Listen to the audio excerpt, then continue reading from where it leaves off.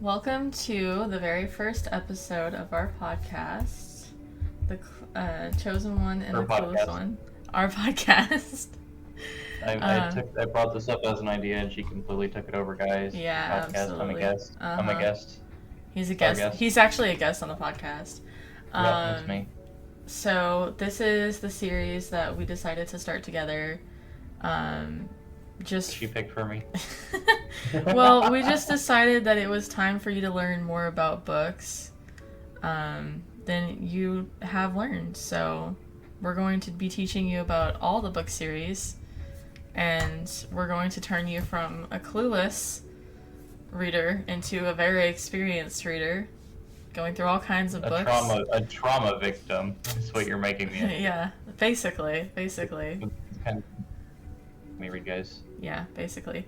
So I think what I was going to start off with is the ACOTAR series, so A Court of Thorns and Roses.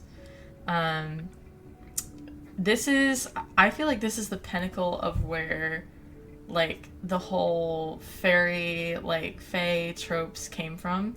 I honestly feel like they all originated from here. This was, like, the birth of both, like, fae stories and also, like, fairy smut. Like, this is where it all started. This book was the birthplace of this trope. So it's gonna She's read me some of it, and I have not been the same since. well, okay. So just to clarify for everyone, you have never read this book in full. Like, so you just know like bits and bobbles, not really like anything serious. Like you couldn't I tell me hardly remember what this book is called half the time. I just know it as frickin' Fey dude has a schlong down to his knees or something like that. Or is that a different book? I don't know, man. Wingspan. Oh, that was yeah. He got a wingspan. Let me tell you, Jesus Christ. Oh my lord. Okay. So we're going to be doing like chapter by chapter summary. So I'm going to just be running you through like the whole book. We're going to sit here, we're going to go through all 46 chapters. I'll show you just for reference here that I've got. This is the book. This is A Court of Thorns and Roses. It's written by Sarah J. Maas. I believe it was published. I want to say this was published in 2014. I don't really remember, but let me take a look. Maybe it has the OG publishing date in here. Okay, so it's copyrighted to 2015, or at least this edition is. So we're talking 2015, 2016. I definitely would say I think this book was like published well before its time to fame, that it rose to fame. I mean, I don't know. With some of the other like quote unquote romance things that were coming out at the time, I think it's quite on par. Well, I still think like 2015, 2016 people were still stuck on like Twilight and the Hunger Games, even though that was prior to that series or prior to that years. I don't know. Freaking Twilight's a mess, man. I don't want anything to do with that book, and I'm probably gonna have to be forced to force read that. No, I mean, force read. I will never make you read Twilight. I have never read Twilight. I Oh don't. no, you'd be writing it to me. I'm not. I'm not reading that book. You can't pay me enough to read Twilight. I don't know. This podcast blows up. Uh huh. Well, if the viewers want what they want, then I don't have a choice. You and I both suffering, buddy. We'll see what happens. Okay. Oh, fun fact about Twilight for you. It's actually 50 Shades of Grey fan fiction. I think I had actually read that before. I've read that like information somewhere. Here's the thing. So it actually all stems from 9/11. Okay. So, no, listen. Okay, listen. It does actually have genuine connections. This is Linda energy right now. Let me tell you something. Okay, so like, friggin' 9/11 happens. The towers fall, and then freaking so somehow, some way, the lead person for My Chemical Romance was tied up in this, and it affected him deeply and caused him to start the band My Chemical Romance. A couple years later, the author to 50 Shades of Grey gets Uh-huh. inspired somehow, some way by My Chemical Romance. So wouldn't this And make this all like a fanfic for My Chemical Romance? no, not exactly, because it's not making a fanfic for My Chemical Romance. It's just like it's supposed to fit the vibes, I Mm-hmm. guess, somehow or whatever. And then from there, like so the author for Twilight copied 50 Shades of Grey, and yeah, And the funny thing is, like, it's not like you know a lot of book facts, you just know, like, every obscure fact known to mankind and unknown to mankind.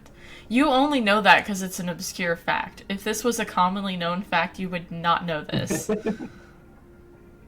Am I wrong? guys, we need to go back in time to stop 9/11 so we can prevent Twilight.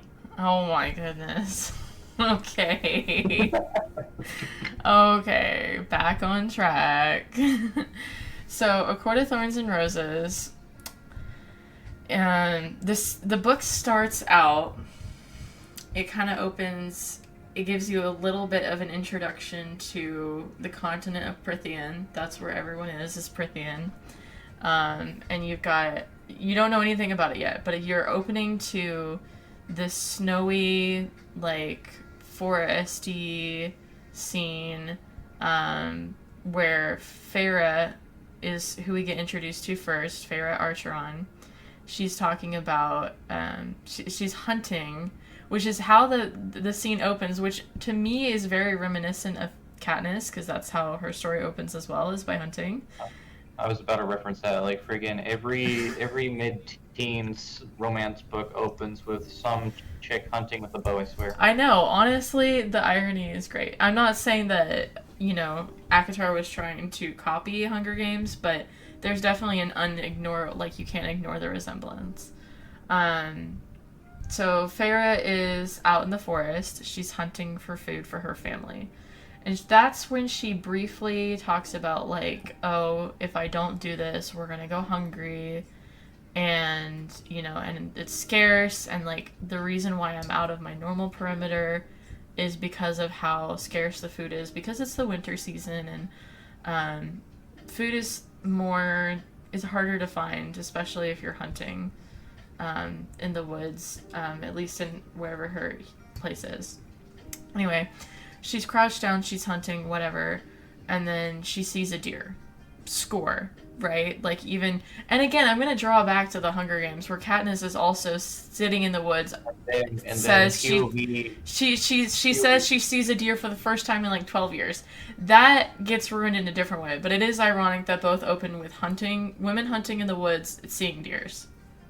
POV, this universe's Gale comes and like, you can't shoot that deer. It's not fair. Not true, because no other characters introduced at this point. So she's sitting there. She sees the deer, and she starts to draw her bow because she's thinking, I've got a score. Like, this is it. This can feed my family for a while. We can sell the pelts, and she draws her bow, and then she sees a wolf. Like, not it, and it's not like like glowing eyes, like huge wolf, and she starts to think in her mind, like, they knows about the fairylands. They knows about the fairylands. They know about the fairylands. So it's not like they're living in ignorance of the Fae. Like, they know the Fae existed. All she really knows is, like, yeah, 500 years ago there was the treaty, and, like, the Fae oppressed us before then, blah blah blah blah blah, and that kind of gets revealed later as well. So she's thinking, like, the whole book for me, man. this. I should have specified before coming into this. If anyone's listening to this right now and you have not read ACOTAR, heavy spoilers ahead. We're going to be spoiling everything. This is not going to be a spoiler-free run through. This is just me revealing the whole book. So, I ain't want to read this book. Friggin', I'm gonna just sit here. Yeah, you're just gonna sit here and listen because your job is to react to this. You have one job as the guest. No, I'm just kidding. I am the reaction GIF emoji you send to your friends in the group chat. Exactly. So she's sitting there with this wolf, and she's thinking this wolf is massive. She's like, is it a fae? Is it not a fae? Like, is there a reason why this wolf is so enormous? And then she sees the wolf attack the doe. Which she's like, there goes my kill.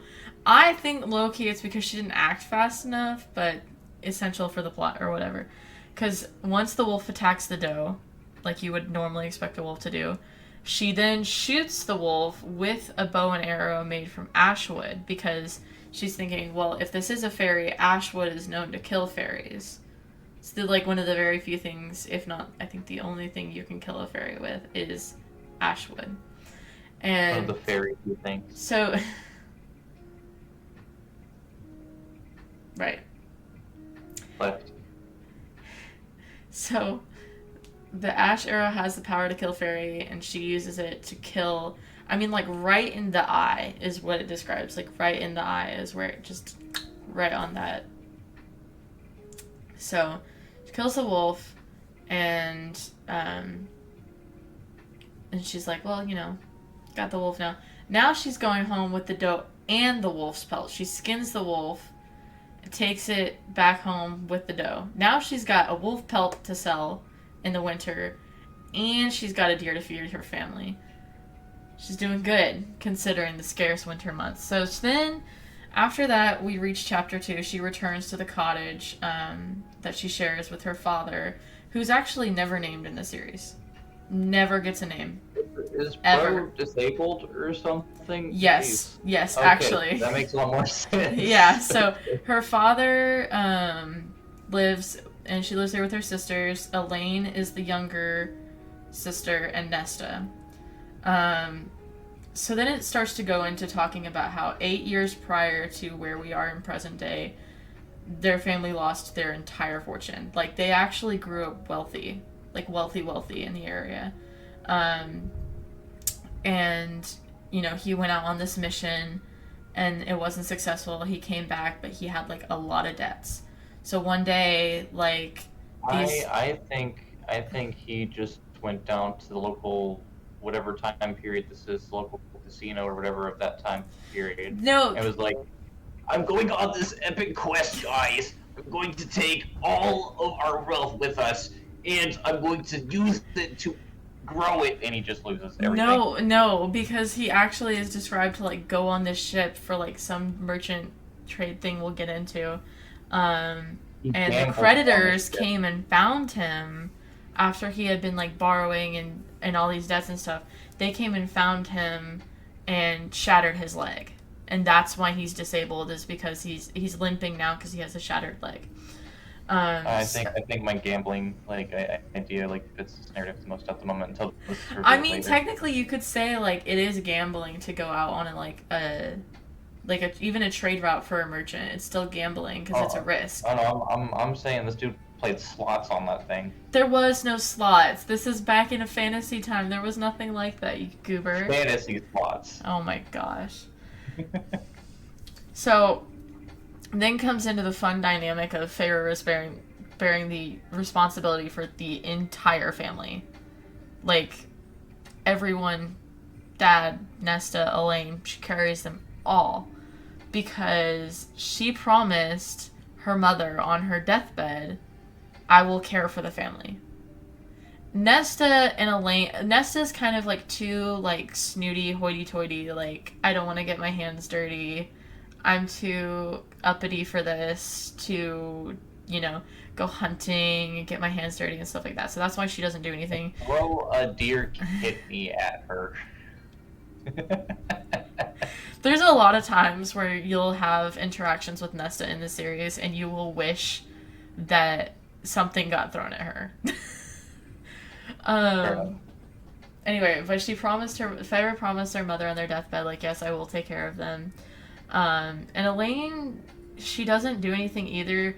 It's like half, she's like kind of half because she's like too feminine, too delicate, like she's just, I don't know, in a way that's like she's just fragile. But yeah, we'll just leave that at that for now, or I'm gonna spoil things in like way later books. So then they feast on the deer that night, and they plan to ration out the rest of the meat. She takes the market. She's talking like with her family, like what she plans to do with the pelts. And she's like, I'm gonna take it to market to sell. Like, this is gonna be great. And then, of course, her sister's already like, well, I need a new cloak. I need new boots.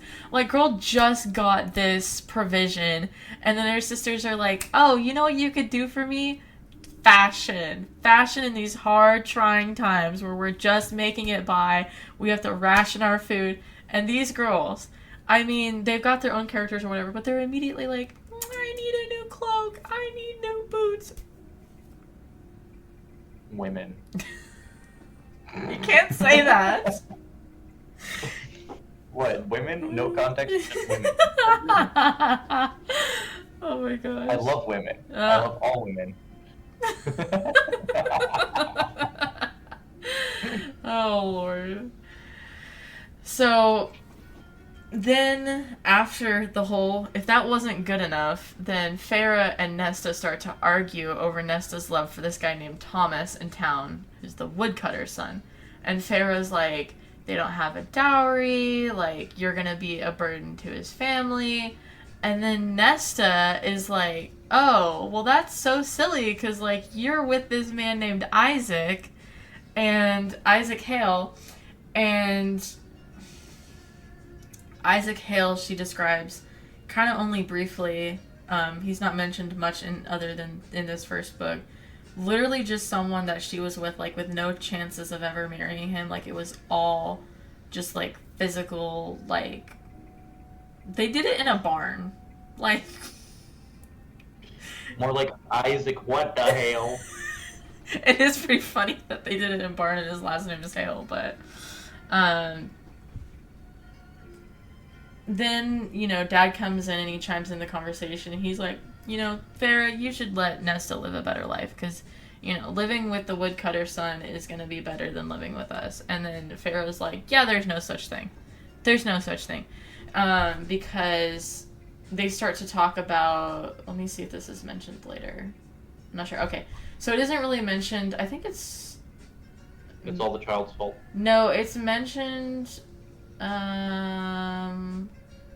me see. Okay. So it's not mentioned here, but it is mentioned in the book that Feyre is warning Nesta, like, don't go be with Thomas because, like, his dad beats his wife. So basically she's saying, like, I don't want you to go be with him because I fear that he will beat you. And yeah, not good things. I mean, I don't know. With how this woman's acting, it could do her some good. That's all I'm saying.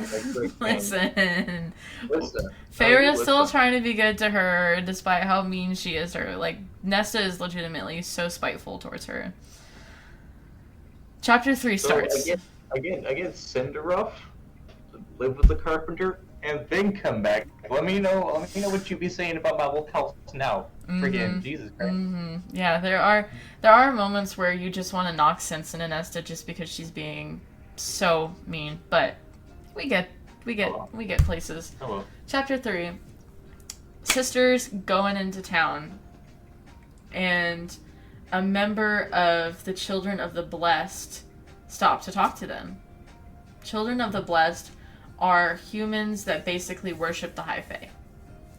Like, their whole goal in life is to be blessed enough to cross the border. There's a border between the Mortal Lands and Prythian, like the rest of Prythian. So the rest of the courts of ACOTAR are so they're Mormons. That's what they are. This book's Mormons. But their whole... Go on. Their whole purpose, these Children of the Blessed, like, they're literally described as, like, walking around in these white coats and, like, you know, they literally worship fairies. And then they're talking about their worship to the sisters, and the sisters are like, yeah, we're not interested in that because, you know, they once ruled over us and they were not very nice to us. And still, yeah, the Children of the Blessed still exist. Like, their whole thing is, like, they want to be blessed and chosen to live, like, yeah, it's oh, and it's kind of weird because like, I think Sarah could have like expanded on that kind of more than she did. It was a great plot point that I do feel she kind of left just in chapter 3. I do think it's mentioned maybe 1 or 2 more times in the book series in total, but I'm like, I really, really think that, and I have to go back through the books and the summaries and stuff to remember if it's mentioned more serious or not, but like in this moment as I'm like going back through this with you, like I do think there could have been more that she did with the children of the blessed. Like she could have, she could have tied that in elsewhere. I think it would have been an interesting plot point to bring back, but she didn't really, and that's okay. Because Feyre approaches a mercenary in town, who offers to overpay for the pelts. And just, saying like, hey, like, I'll give you this money. Someone was once kind to me, pass it on, that whole kind of thing, like passing the kindness.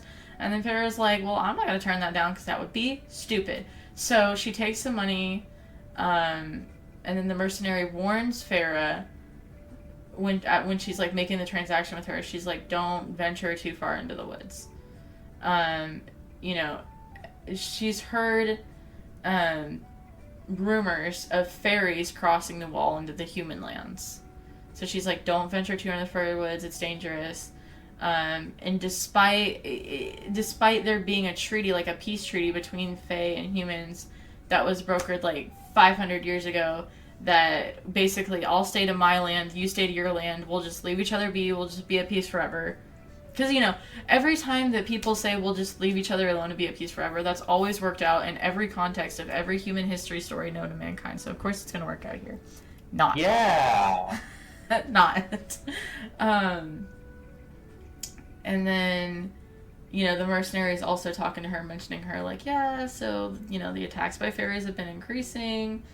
And then she's like, oh, look at these stars I got. These scars, battle scars, And then she's talking to her, and then Nesta's like, enough of this, and just drags Feyre out of there, just like, come on, we're booking it out of here. And then Feyre gives her sister the money. She's like, here you go, y'all take this. I'll see you at home.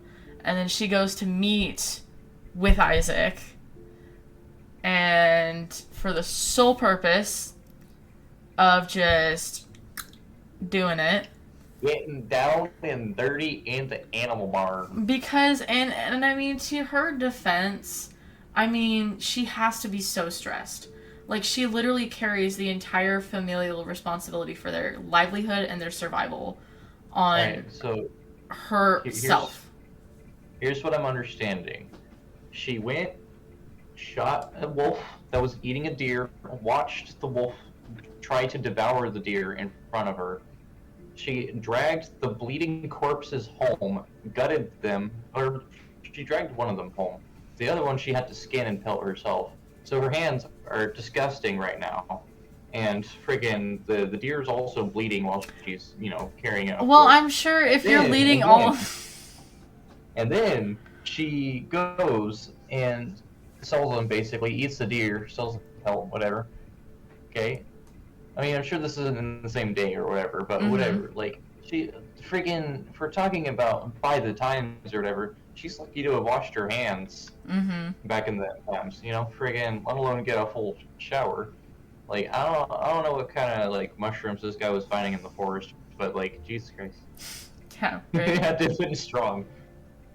And this lady, if this is what she does for stress relief, she needs a new hobby. Yeah, she does. She does. We'll get there. So... Because she finds a Fae dude, isn't it? And that's her new hobby, isn't it? We finish up with Isaac. And then she goes home. And she's like, time to have dinner. Everyone sits down. We have a nice dinner. We're a disorganized family. We're dysfunctional. That's okay. We like dinner. Bam! After the meal, Beast just burst through the door. You know what else is dysfunctional? Her father. Her dad's leg. That was so rude, but true. So after dinner, literally just like they hear this roar and just Bam! Door's gone. There's just a massive beast in the doorframe. I'm sorry. What? What? That would be my reaction. Just like a beast just standing in the doorway. Chapter ends. I don't know. Like with how you react, like how jumpy you are, I feel like you would have run away immediately. Not just like a what? No, literally, if it happened to me in real life, I'd be like on the ceiling. Yeah, I know. Literally. Okay, so chapter ends. Chapter 3 ends. Chapter 4 starts.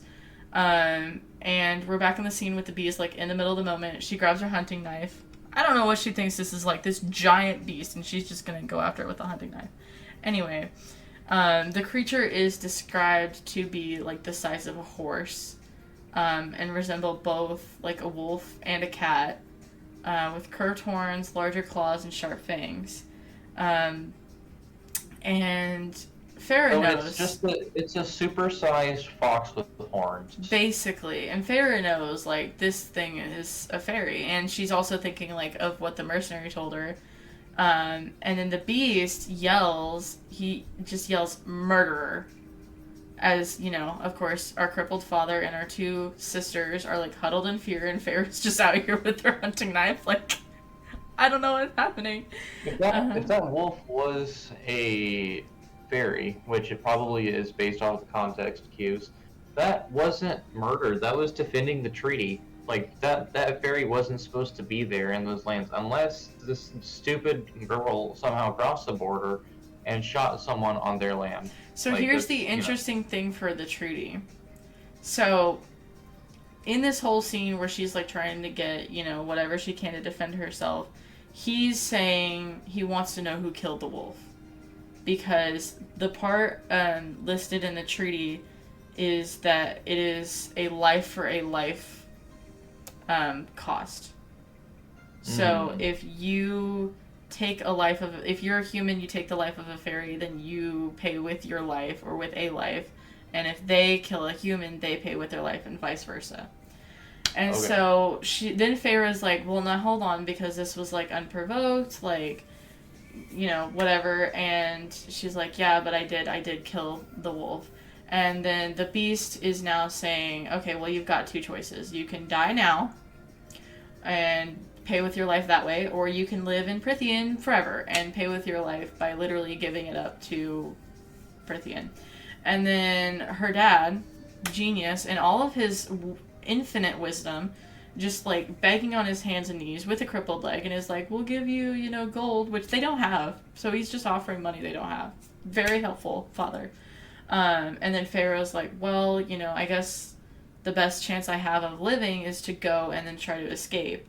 Smart. And then her father tells her to make a name for herself somewhere new. He's like, you know what, go to Prythian, make a name for yourself. And then Feyre follows the beast into the woods. Just immediately gave up on her. No, he literally did.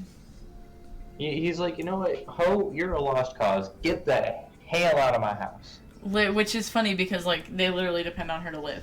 I mean, to be fair, I would much rather, like, suffer than live with someone who bangs people in barns. Yeah. I don't know, something about that just doesn't sit right with me. Barn banging. Anyway, yeah. Chapter 4 ends, Chapter 5 starts. Pharaoh's... Wait. That dude she was banging was a prince, right? Isaac Hale was just, I don't even think, no. He was just, like, a random, like... Oh, okay, because I was about to say... He was probably more, like, rich... He was probably richer, but he probably wasn't, like, that.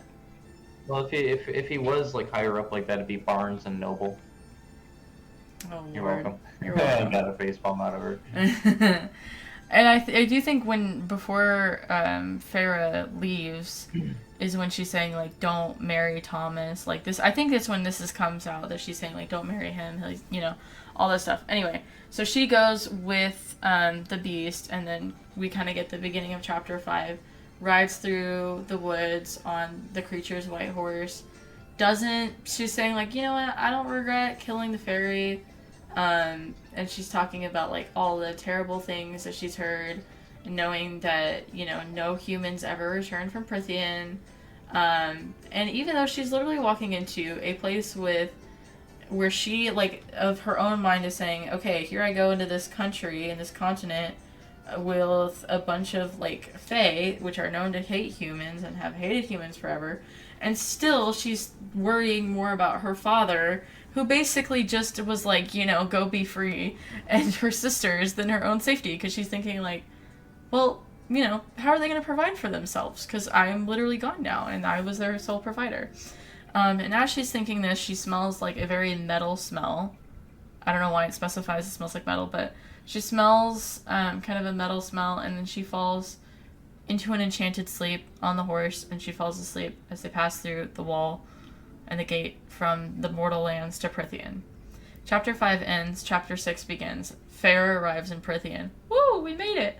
And she's noting, like, it's very pretty, but it's, like, very quiet. First thing, there's different, like, I'll show you on the map, too, like, in this book, hold on. Because there's different places in Prythian, so maybe this will give you, like, a better audio, or not audio, better visual description. I know it won't be easy for the viewers, but... So here... The viewers. The listeners. Anyway. Yeah. So down here, that's where the mortal lands are. Then you have, like, the... Wait, that's where the humans live? Right here. Yeah, that's where the humans live. This is all where the fairies live. So... They really squished them up in there, jeez. So yeah. Are humans, like, going extinct or something? I'm not sure. But anyway, here's the wall, right? So this is the wall. Yeah. This first place that they're entering to is the spring court. So there's the spring court, the summer court, the autumn court, and the winter court. So those are the seasonal courts. And then you have, in those courts, it is always the same season. So it's always spring in the spring court, always autumn in the autumn court, you know, so on and so on and so on. And then you have the dawn court, the day court, and the night court. And those are, they're known for having, so like dawn, day, and night, like that's their best time of day. But they do cycle through a day. Like, there is daytime in the night court, there is nighttime in the day court. So, just because they're like I forget what word they use, but, like, just because they're the different times of days, they still cycle through. Unlike how the seasonal courts are only in their season. Anyway, so they're in the spring court. And then she's smelling that metal smell again, but she's like, as she's like waking up, and it always makes note of that the magic always smells like metal. And then she's thinking about, you know, well, let me see, you know, I wonder if I can escape from here. But I'm hungry and I'm weak, so I'm probably not gonna make it. Then she gets brought to the manor of the creature, the beast. And she gets brought to the manor. She's like, wow, this thing is huge. It's got like gardens. It's super luxurious. And she walks in, there's like plentiful broom, like familiar foods available, all this kind of stuff. And then although she's been brought here where there's luxuries, comfort, and, you know, familiar food. It's not like the food is unknown to her. And even though she's literally starving, she just refuses to eat. As she's been taught that accepting food from fairies allows them to turn humans into slaves. That's what she's been taught, so that's why she's like, guess I'm gonna die of starvation. That reminds me of this one, like, meme or whatever, where this dude takes something from a fae or a fairy or whatever, and the entity asks the dude for his firstborn, but he's never had a child. So, basically, the end of the meme, they get married or whatever because fairy was stupid. Anyway, kind of funny. Literally. Well, and then you run into... She finally sees the creature and, like, who brought her to the house. The creature that brought her to the house, he turns into a blonde man. It was a creature feature. A creature. But take note that his face is mostly covered by a mask. And I'm not talking, like, the mask you see... That's what the mask is! Imagine... That's what the point of the mask is. Imagine... not like a Phantom of the Opera mask, but imagine, like, you know, a masquerade mask, what that looks like. The ones that kind of just... I'm imagining Dream's face right now, or like the mask on. No, like, not Dream's face. No, A masquerade mask. it's So much like funnier if I do it this way. You're just imagining Dream's like mask over Tamlin's face. I mean, he's already probably gonna touch her. There's no difference. Well, okay, she's 19, so she's not a minor. Okay, yeah, Dream would avoid that, yeah. Yeah, exactly. So she meets this man that, she finds out is Prithian royalty. Love that. And then he's like, okay, so, I brought you here. You're not a prisoner. You can live anywhere you want in Prithian. Anywhere you want. Enter another Fae with red hair and a fox mask. He's got a facial scar and a missing eye. And he walks in, and this is going to seem like an unimportant note, but take note of this because it will come into play later. And he's kind of like, dang, like, you're pretty small and scrawny to have killed that wolf. That's pretty crazy. Because then it's revealed the wolf was their friend, Andras, in disguise. So what she thought was she was killing an animal, she actually was killing like a fae in disguise, like a high fae in disguise. And then Lucian, who is the redhead, is revealed his name is Lucian, and he's like, hey, like, he's angry about it because like their friend literally got murdered. I don't know anyone that would, witness their friend being dead and then not be upset about it. He didn't exactly witness it, he just received word of it. Well, yeah, but still, like, his friend died. And then the blonde fairy, the royalty one, is like, okay, you're mad, whatever, like, just don't harm her. And then enters another character. This is when we kind of start getting, like, an introduction of a lot of characters in the Spring Court. Alice is a servant in a bird mask. She comes in, she takes Feyre, gets her bathed and dressed. Feyre was given like a clean dress to wear, and she was like, no, I'm not comfortable in a dress. So she makes Alice bring her a set of pants and a tunic, ironically. And then she's like, so she's wearing that because she was like, I don't want to wear a dress. Anyway, so then she's kind of, as she's getting ready, Feyre's kind of more thinking like, wow, this is really oddly... She's heard so many bad things growing up about Prithian, about the Fae, stuff like that. And she's now starting to realize, like, this is interesting, though, because it's so peaceful and it's so calm. And, this manor, it's not at all what I thought it would be. And she's saying that, and then Alice is like, be quiet and listen and don't trust your senses, and stand up to yourself against Lucian whenever he's mean to you, basically. So that kind of brings us to the end of chapter 6, and then we get to chapter 7, and then at dinner, Feyre learns her captor's name is Tamlin and that he's the High Lord of the Spring Court. Still hesitant to eat, mind you, but Tamlin's like, hey, I don't keep slaves. So, take note of that as well, as he's trying to tell her, like, literally, genuinely, I'm not here to keep slaves, you can eat.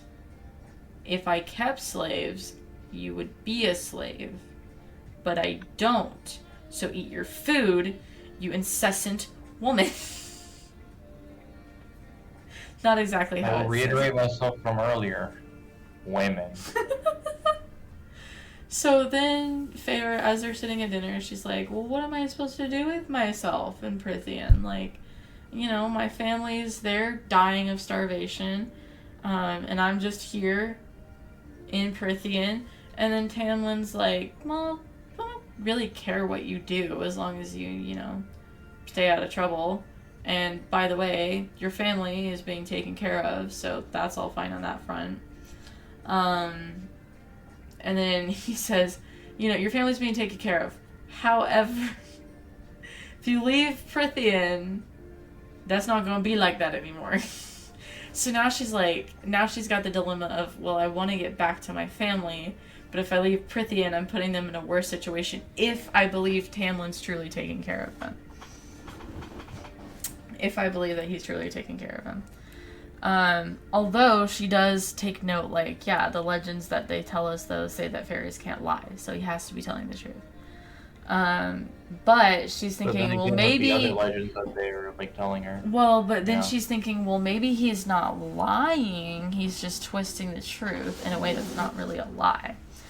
And then Lucian chimes into this dinner conversation and is questioning, like, her, questioning, you know, the wolf Andras, his death, and her lack of remorse for it.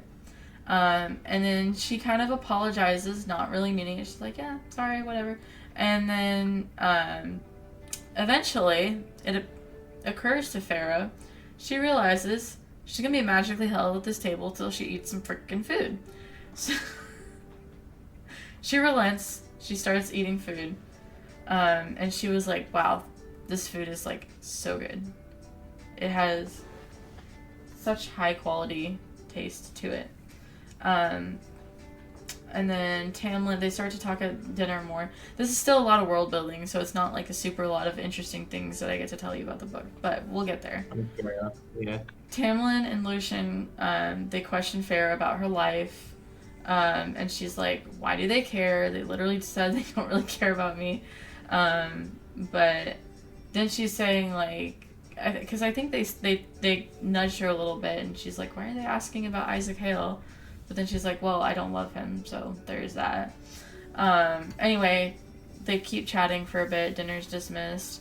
And then that night, Feyre locks her door because she's, you know, suspicious that she's going to die in the middle of the night.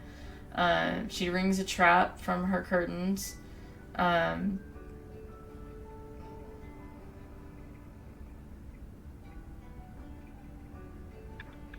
You good? Yeah, sorry, I heard a noise, and I heard a noise somewhere, and I was like, what in the world? I don't know where it came from at all. Anyway, so, let's see, Feyre locks her door. She rings a trap. In the morning, the trap knocks Alice to the ground.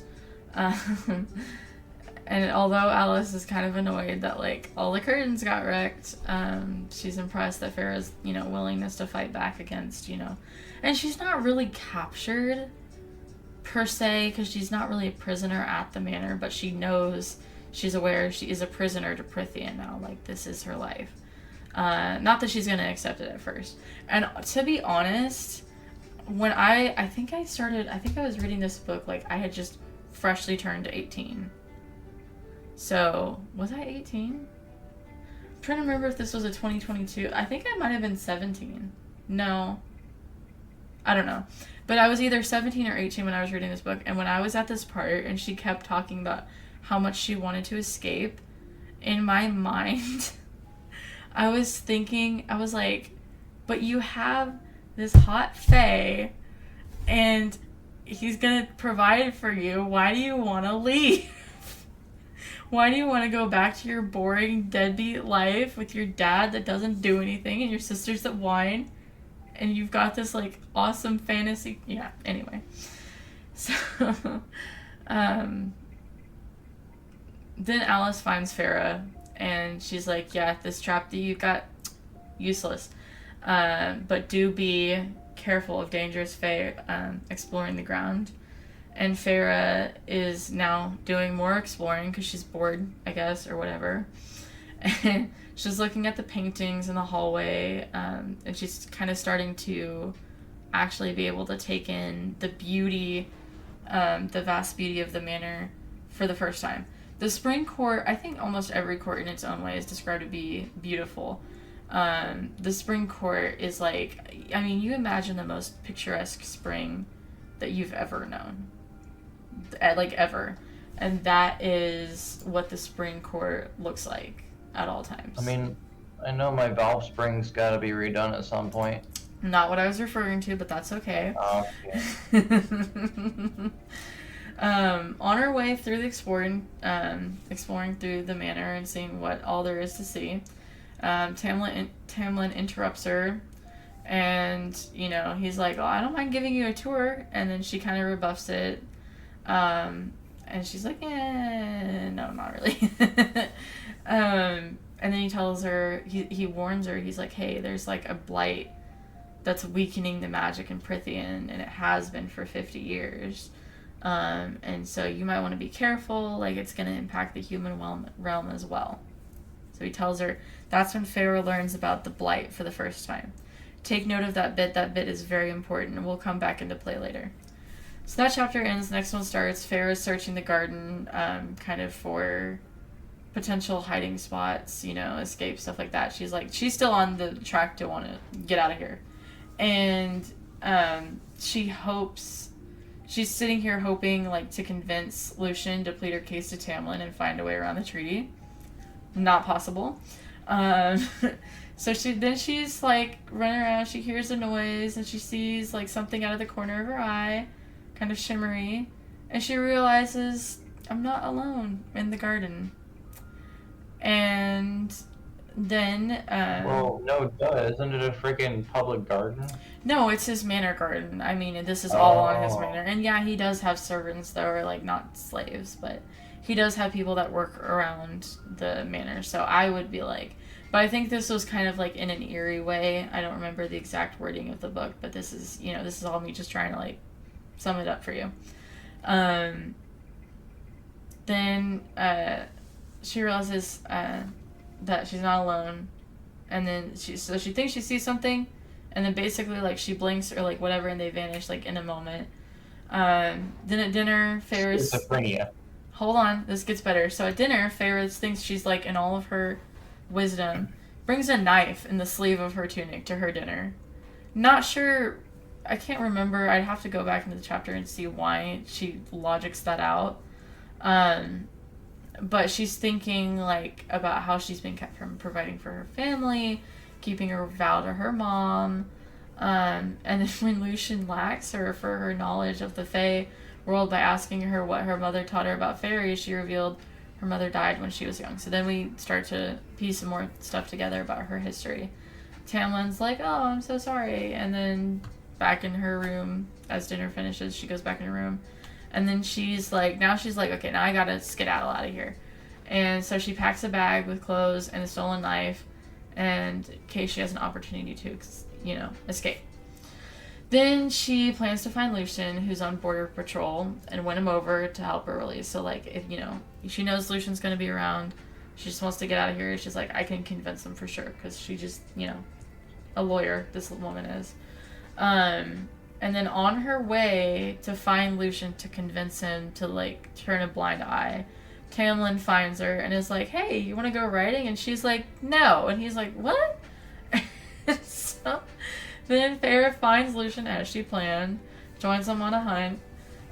Lucian informs her that Andreas used to hunt with him, and she's then she finally gives her condolences. She's kind of starting to realize this wasn't just some random fairy that she killed. This person had a life and friends, and so she's starting to finally realize that Lucian's grieving over his friend. And then, and apologizes. I do kind of think, if I remember correctly, in the moment of that book, though, she's also kind of using that as if I offer my sincere condolences, he'll do what I want. So great. Love this chick. And then he's well, there's a way around the treaty. And then she's he says not there's a way. Says there's no way around the treaty. I could influence him, you could influence him, whatever, but there's no way around the treaty. And then she's well, what about the blight? And, he tells the blight is the reason why the masks are permanently put in place on their faces. And then he realizes, he's oh crap, I've said too much. I've revealed too much. Because he said that he fears an unnamed woman finding out what he said. And then he would be what, actually, that's where he starts to get oh, shoot, I didn't say anything, better if you don't know. Just forget I ever said anything. And she's that's weird. And then, they continue to talk. She has questions. He answers, blah, blah, blah, blah, blah. So then as they're going, they start to sense something's off. They're on the hunt. And then he tells her of this creature that if caught gives you the answer. It's a dangerous fairy creature or fey creature. But when caught, will answer any question that you have and has to. And that's another one of the questions that actually does, again, that does come into play. Then Lucian and Feyre get approached by this invisible force while hunting, called the Bog. And then Lucian... So, wait. Does that creature, does it just, magically know, or can it only answer based off of a knowledge base that it has? I think the Surreal has... The Surreal is the name of the creature. I want to say it's almost all-knowing, if I remember correctly. Okay. Alright. Then they have a run-in with a Bog. It's like, oh, this Bog doesn't belong in our lands. It's going to trick you. But, eventually they reach safety. Verbally spar, blah, blah, blah, all that kind of stuff happens. Then, as Lucian's like, hey, Tamlin, there's a Bog on your lands, and Tamlin's like, what? And then he storms off to hunt by himself. He's like, I'm going to go catch this creature. I'm going to kill this creature. I'm going to hunt this creature. And then Feyre is watching after dinner. She's watching out, looking, be like, I wonder when Tamlin's going to come back. But instead, she sees a figure lurking by the hedges. And she's like, it looks like my dad. So then she's back to her little escapist artist plan, grabs her stuff, tries to escape.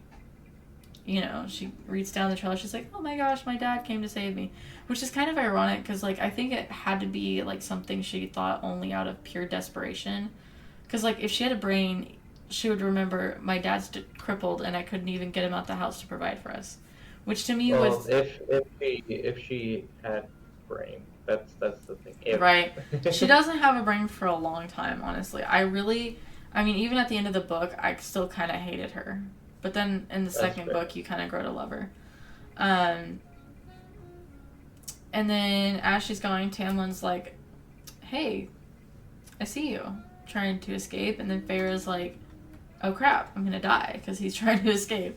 And Tamlin's like, look at your father again. And this time her father's gone. And she sees a bow and arrows and a pack of supplies. Let me see. So the image is shifting. First it's a bow and arrows, and it's supplies, and it's her sisters, back to her father. And then Tamlin's like, yeah, don't trust your human senses. They're not going to help you here. Because the creature that is it's called a puka, and it's a trick created is just the shifting image. It's going to show you what you want to see. And then Tamlin's like, hey, now that we've got that over with, you were trying to escape. And then she was like, well, I want to go to escape. I want to go home and keep my vow to my mom because I'm not keeping my vow to her. And Tamlin's like, your family is being cared for. You are fulfilling your vow by being here. And, by being here, your family is provided for. So you are still keeping your vow by staying in Prithian. And then he opens up to her and he's like, I was a warrior who was thrust, unwillingly into the role of being the High Lord. And then she's like, okay, then... I was a warrior. I was getting dirty and cut up, and now I have to be a prince. Oh, no. I always, that Prince Charming from Shrek, that's what I always see in my head when I think of Tamlin. Oh, yeah, that's fair enough. I know who you're talking about. Yeah, that's who I always think of, because he gives those vibes. Basically, then they go their separate ways, and then she starts to spend... Well, she starts to spend her days patrolling with Lucian. Tamlin's still hunting the bog alone at night. And then she wakes up from a nightmare, walks the halls of the house. She makes a map using rough sketches of X, so she can't read or write. It's another fun fact about her. She cannot read or write. Wait, the main character can't read or write? Mm-hmm. She can't read or write. Yep. Jesus, this lady is dumb as a bag of rocks, isn't she? Because they fell impoverished before she was of reading or writing age learning. Is it that hard to teach a kid how to read or write? I guess her dad never did it, and her mom was already dead by the time would have been. My mama died. Well, yeah, but by the time that it would have been, time for her to learn, I guess, and her sisters never taught her. So no one ever taught her how to read and write. But she can hunt. So then, as she's like walking and marking things out, and then Tamlin returns in his beast form. And I think this is where you kind of start to see the story, like, and, Sarah does admit to it that it's heavily inspired by the Beauty and the Beast, and you can kind of see that here, I think. And he's like, yep, I did it, I killed the bog. And then she's like, she's kind of following him, and then he leads her to the manor's infirmary. Small infirmary, but she cleans, bandages his hand. And then he's like questioning her about her hunting ability, and then her inability to read and write. And he's like, well, you're not really what I expected of a human. So that night ends, and then the next morning, Feyre's like, I want to look at the painting some more. So she goes to examine the paintings, but then she's distracted when she overhears Lucian and Tamlin arguing about the worsening blight. And Lucian accuses Tamlin of kind of growing soft in spite of his heart of stone. And then she's like caught eavesdropping, and then she's like, oh, are you, patrolling today? To Lucian, and then he's like, just go with Tamlin instead. And she doesn't want to hunt, so they walk the house, and Tamlin reveals that he's like, hey, I saw you take that knife the other night from dinner.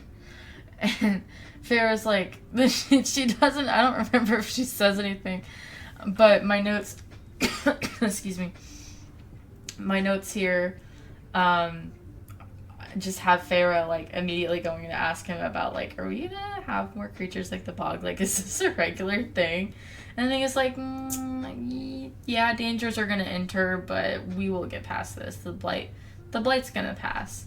Then Tamlin is showing around the house some more, shows her the study. She looks at all the books, and she's like, oh, I want to write a letter to my family. And then she remembers her dumb self can't write. Great timing to remember that. And then she attempts to teach herself how to write, because she's too ashamed to ask for help. And then she's sitting there, like, trying to write these words down. I do think that, like, being illiterate's a very interesting, like, flaw to give your main character. Like, she can't read or write. Like, that is unique. I haven't seen that before. Have you seen that one meme where it's like, what's it called? This guy goes around spreading out petitions for the illiterate group or whatever. You seen that? No. I'll show you that after we're done here. It's hilarious. You should. That does sound funny. Basically, this is the chapter where she learns about the different courts, and she kind of gets some of the history of Prythian. And then Tamlin's like, oh, like, let me teach you how to read and write. And she's like, no. And then she just runs, and she goes to ask. She's like, okay. Because she's still trying to figure out how to ask. She's trying to catch the Suriel at this point. And so she's like, I'm going to go ask Lucian how to catch the Suriel. Because if she can catch the Suriel, then she can get the Suriel to answer her question of, is there a way to get past this treaty so I can go home? And I can break this treaty.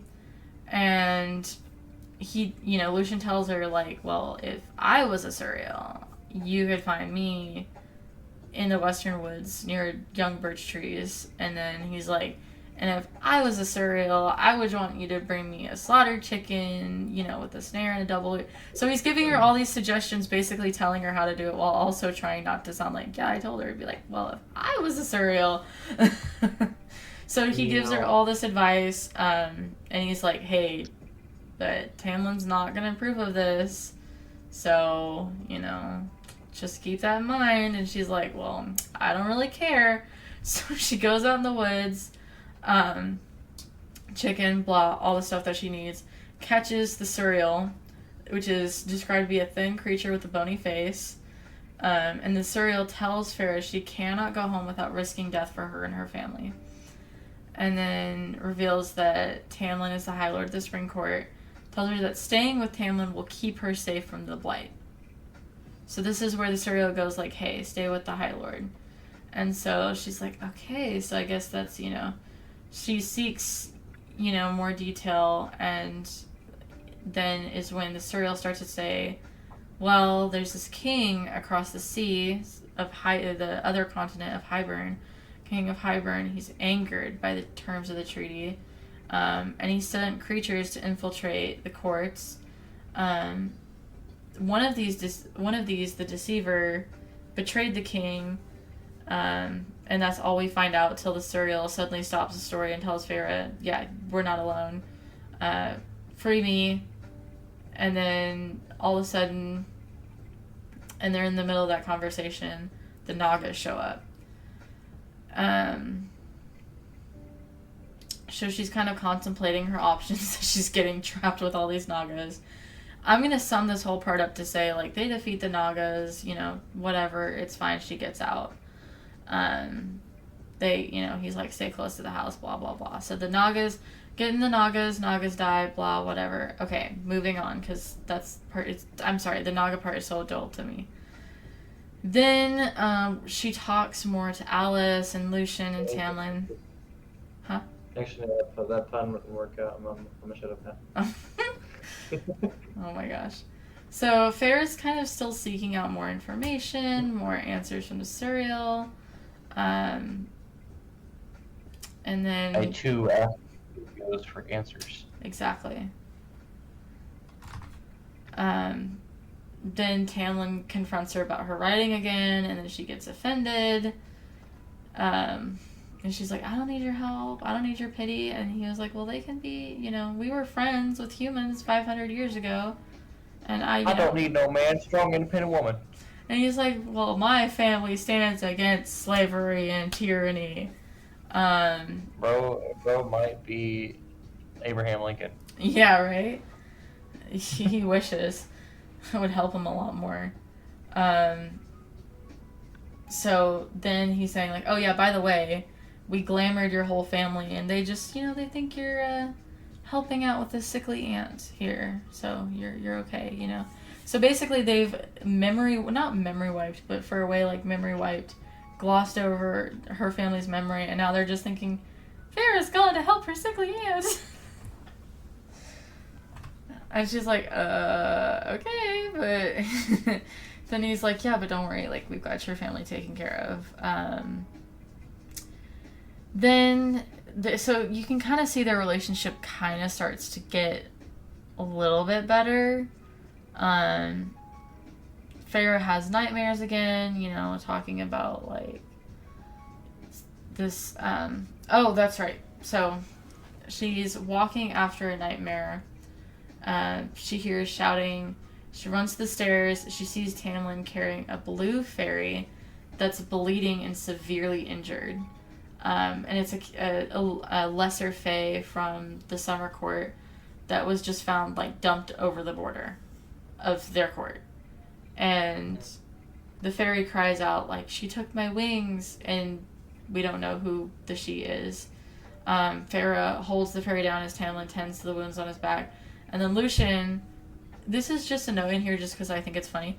Lucian, like, skedaddles out of that room. He's like, skirt, because he's going to go vomit. Like, this Fey warrior, he's like, I just can't do it. So he leaves and goes, vomits. They tend to the wounds, stuff like that. And then maybe that's why they made Pretty Boy here a prince, because he couldn't handle the battlefield. That's right, probably it. Right, there you go. Well, Lucian is the redhead, like, second in command, and then Tamlin's the High Lord. Yeah. Yeah. So, but then again, like, here they are with this fairy in front of them, it's never gonna get their wings back. So, then they realize he's not gonna make it. Tamlin's magic isn't strong enough. So she promises that, when he moves on, he'll get his wings back. Tamlin says an ancient prayer, and Feyre holds the fairy's hand until he takes his last breath. And then we start to get into the point of the book where we're starting to build up a little bit more in preparation for what's to come.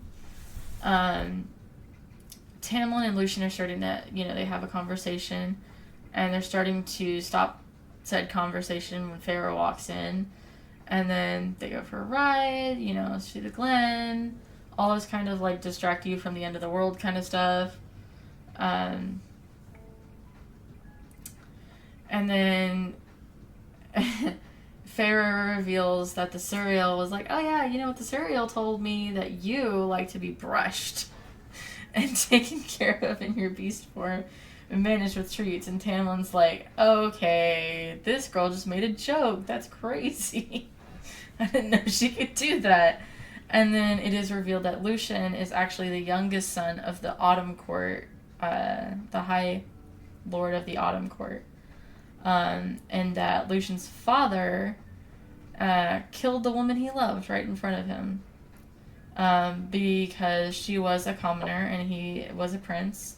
And Lucien's dad was like, yeah, this girl's not good enough for you. Died right in front of him. And that's Lord why... forbid a dude wants some genetic diversity. Dude does not want to marry his cousin. Right? And so... But yeah, you'll hear all about the High Lord of the Autumn Court. He's known for being... Sure. Yeah. So then they're out like in the glen. It's all very peaceful, very meadow. And then they reach... So that he's like, yeah, that's Lucien's my emissary. So they reach to like this pool that's described, I think, to look like... I think if I remember correctly in the book, it has something about it being described like it's like very magical, very beautiful. And then Feyre's like, I'm going to take a swim with Tamlin. And then they start talking about more of their, trauma bonding. Honestly, is the best way it is. Because then she's like, well, my dad was rich and then we lost everything. And I had to start learning how to hunt for myself at 14. And then... I don't know, 14 is a little old to start learning how to hunt. I would have started younger. Yeah,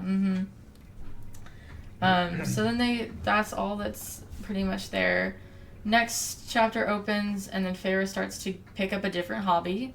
She starts to pick up painting. Great, love that for you. He's like, hey, here's some paints, clean the gallery up for you, feel free to paint.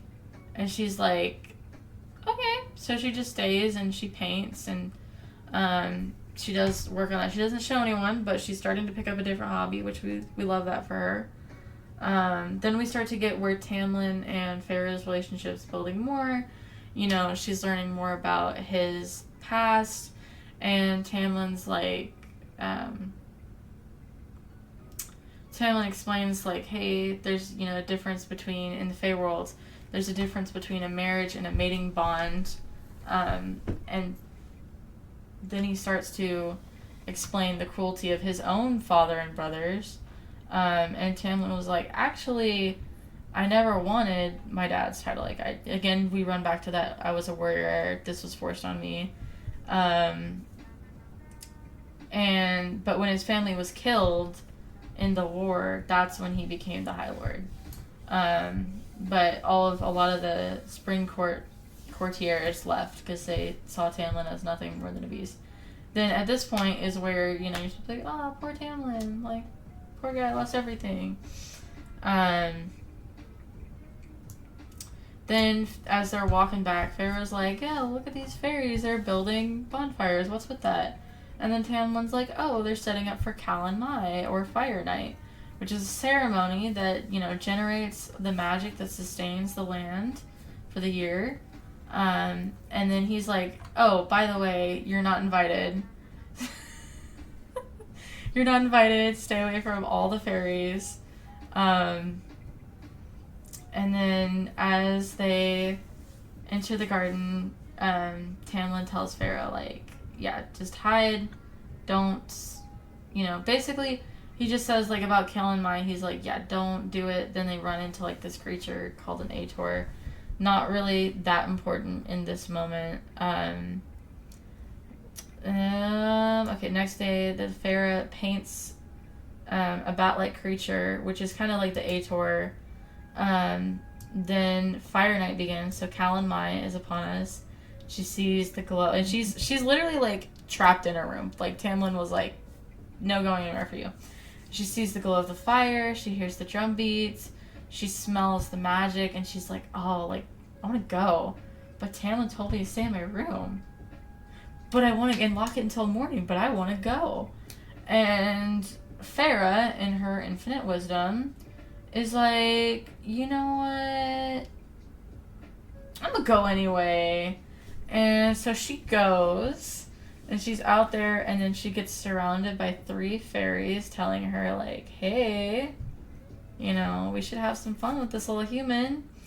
And then she gets shoved, and someone else steadies her and puts his arm around her, and then the 3 threatening fairies scurry off, and she turns to thank, you know, the attractive, she notes, quote-unquote stranger, and it's not listed in the summary, but is it not? No, it's not.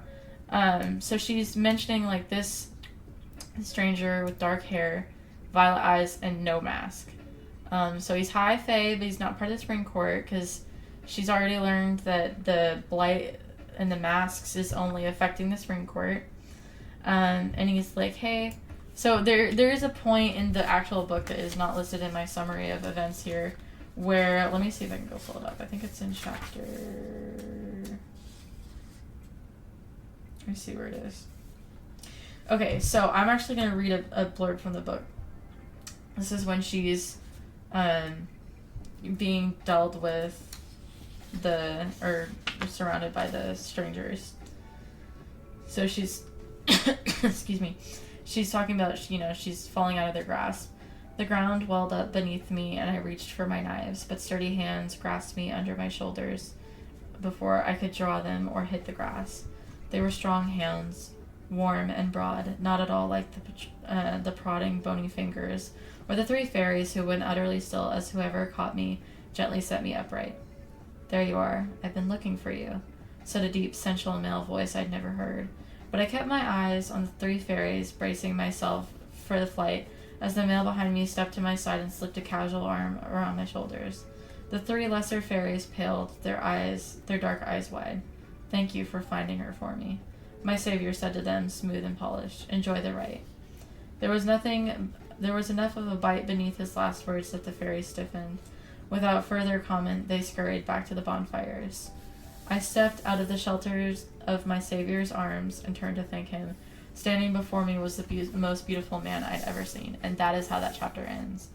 I just think it's so funny that chapter, I don't know, I mean, up until, like, the point where she's like, yeah, it's the most beautiful I've ever seen, ever.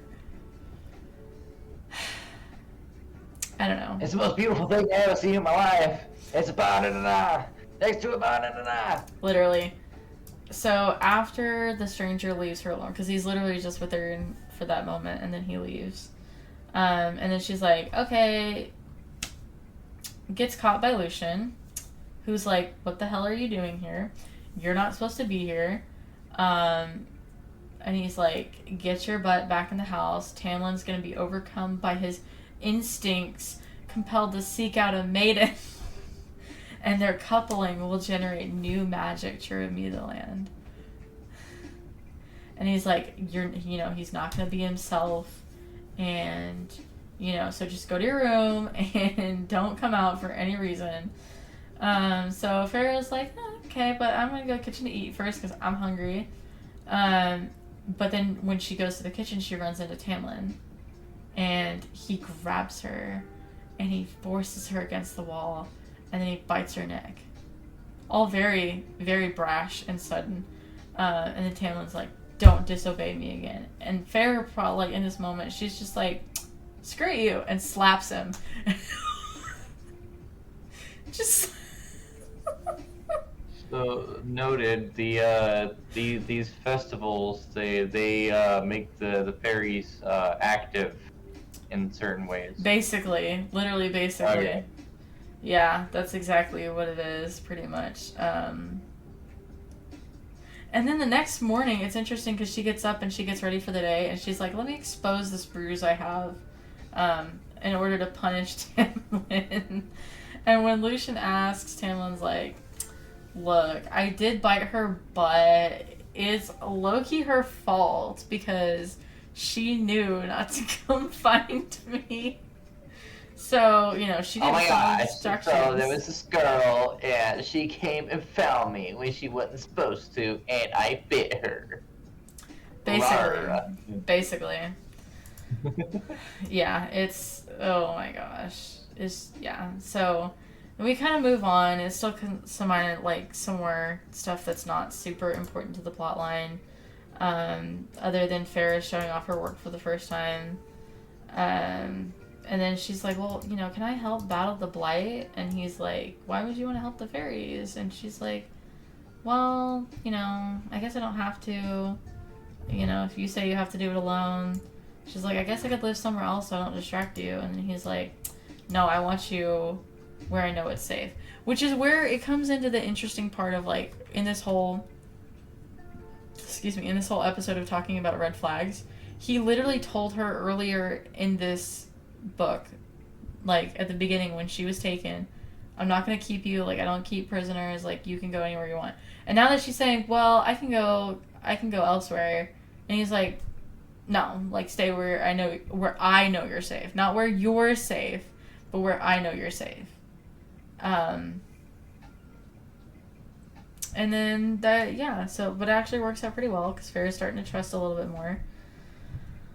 That's pretty great. Next day, they go on a romantic little cutesy little date and they take a nap. That's literally, like, the whole next chapter is, like, the soft part. Because things are about to start happening, you know? Like, things are about to start getting a little crazy. Let me see what happens next. She is developing Stockholm Syndrome. She is developing Stockholm Syndrome very literally. Like, it is... I don't know what to do with this chick. Like, Who honestly. wrote this book again? Sarah J. Maas. But then again, you run into the thing of, like, she did say it was inspired by Beauty and the Beast. Yeah, the Beauty and the Beast was a bit more consensual than this. Yeah, honestly. So the next morning after or whatever, she goes to paint like in the garden. In Beauty and the Beast, like, friggin', what was her name again? The girl? Belle. Her name. Belle. She was in the town even after meeting the Beast. Even after, like, getting close to the Beast, she still went back to town. Like, she didn't permanently live at the castle. You know? Yeah. I don't know. Yeah. So then after a little while later in this book, Feyre goes to the garden to paint and she sees a high fae's head in the fountain. Like someone's been decapitated. And then they, you know, she's like, goes to tell Tamlin and Lucian about it. And they're like, "We don't recognize this person." But they see that it's been branded with the mark of the Night Court, which is a mountain and 3 stars. And then Lucian's like, "Oh yeah, the Night Court plays by its own rules, like, you know, all this stuff." And then Tamlin's like, he feels like the head is a message from the High Lord of the Night Court letting Tamlin know, like, they breached his defenses, you know, you better be ready. And then Tamlin's like, "Don't worry, you're safe as long as you're with me." Again, you get to this, like, manipulation where he's just, like, feeding her, like... Wait, are the courts at war? No. What? No, you'll just see them bashing the Night Court a lot. And this actually does come in to make more sense later. So the courts are not at war. They are not at war. Sometimes alliance intentions are different. Like, they might not have an alliance with the Night Court, but they're not at war with the Night Court. But he's saying, like, "Oh yeah, well, I guess, you know, I guess this is a message from the High Lord, and so, but you're safe when you're with me," and, Tamlin tells her, like, "Oh, yeah, when I was just a child." Then we start to get into a conversation again about slaves out the wall, and then, she's like, "Yeah, well, that's good, you know, like, that you're, you know, I agree you're not like your dad. You've never made me feel like a property or like a prisoner." More on that later. Actually, do take note of that last bit. We'll get into that a little later. Again, this I don't know if you've picking up on it yet, but Tamlin is just like a walking red flag. Like genuinely just a walking red flag. Like I think if you're, because sometimes too, if you're reading it for the first time, like you might not be able to. I definitely didn't pick up on it when I was first reading through it. I was like, I just everything. I was like, yeah, he's a love interest. Let me see what else. Then we start to get into where it's like summer solstice, some more like fairy events that aren't really too important to the story at this point. Other than we get to the point where Tamlin and Feyre have gone so close that they kiss together. They kiss together, of course they kiss. Anyway, they kiss. They kiss singularly. I don't know where that came from. Let's see. So then, let's see. Lucian's talking about getting letters from other courts. Okay, so he says like, hey, Lucian says to Tamlin, hey, I got a letter from the Winter Court, and the Blight took 24 of their kids, and broke their minds. And, the other courts have been hit by the Blight. It's making its way farther south. And then Tamlin's like, everyone get behind me. Smelling something not of this court. And then Feyre's like, something bad's happening. Comes in. Here is the handsome, dark-haired man who rescued Feyre from the menacing fairies on Fire Night to infiltrate this manor. Figured out his name is the Blight. No, not the Blight. Oh. It's Rysand. Rysand? Rysand. Oh. Rysand? I think it is Rysand. I said Rice. I think I said Rysand the first. No, it's Rysand. Sorry. I don't know why, but I heard dry sand. Dry sand. Like, so what? He's just not wet sand? I don't know. So then Rysand comes in, and he tells Tamlin, he's like, oh, you are the one that you haven't really tried to save yourself for 49 years when you've been suffering through this blight. And then Tamlin's like, well, no, sorry, not Tamlin. Lucian looks at Rhysand and is like, well, you're just Amarantha's whore. So, what do you know? And Rhysand is, saying like, wow, you let him talk to, other people like that or whatever. I don't remember the exact wording. But you should make him apologize. And Tamlin's like, no. And then Rhysand's like, because at this point, Feyre's hiding, so she's not in the room. So it's just, they just want it to think like, oh, it's just Tamlin and Lucian. And then Rhysand goes to leave, and he's like, I see that the table was set for 3. But he recognizes the glamour, and he sees Feyre and remembers her. And then Lucian's like, oh, this is my betrothed. And then Rhysand's like, wow, good for you for keeping a mortal pet. And then Tamlin's like, get out. And then Rhysand was like, let me use magic to pry into Feyre's mind. And then Tamlin's like, no, you don't do that. Like, let her go. And then Rhysand goes like, well, Amarantha is going to really enjoy, like, breaking Feyre, like, a lot. And then this is where, after this conversation, Tamlin very legitimately gets on his hands and ground, or no, he begs Rhysand not to have Amarantha hurt Feyre. And then Rhysand's kind of like, grovel. And so he does. He grovels in front of Rhysand. And this comes into play as an element a lot later, but it's great. And then, he says like, well, what's this name of your betrothed? And Feyre's like, oh, my name is Claire Bedore, which is one of her sister's friends. And Rhysand's like, well, let's, we'll see you under the mountain, and I'll give Amarantha your best regards. This is where we get to the point where I'm gonna try to sum this up quicker. Trouble's amidst. Tamlin's like, oh crap, like we're screwed.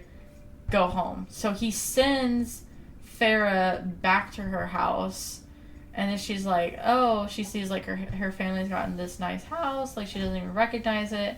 And then they're like, oh, you're so back. And then the sisters were like, oh, Aunt Ripley must be dead. And Feyre has, left the fortune. And then she's like, oh, okay. So she sees like Tamlin wasn't lying, was providing for her family. Go through all of that. And then she's kind of regretting leaving. And she's like, yeah, but the Suriel told me to stay with the High Lord. So then we get to the point where Feyre, after she does stuff for the town and her family, which really isn't that important to the narrative, she talks to her sisters, all this kind of stuff, and she's like telling Nesta about the blight, and then she's like, you know what, screw all this. Leaves for horseback on Prythian, but when she reaches the manor, it's dead silent and everyone's gone.